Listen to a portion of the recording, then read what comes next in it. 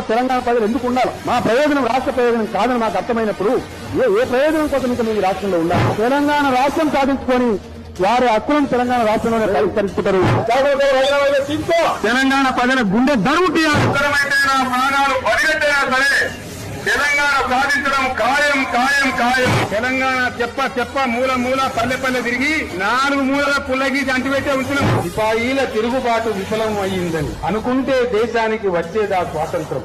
రాజీ లేని పోరాటం విజయం సాధిస్తుంది. ముమ్మాటికి తెలంగాణ రాష్ట్రం వచ్చి చూరుతుంది. అవసరమైతే కేసీఆర్ తల నడుపుకుంటారు కానీ తల వంచడం.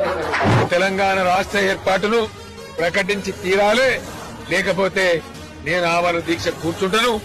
ఆ తర్వాత చెలరేగే ఉప్పెనకు, ఆ తర్వాత జరిగే పరిణామాలకు బాధ్యత వలసవాద పాలక వర్గాలే దానికి బాధ్యత వహించాలి.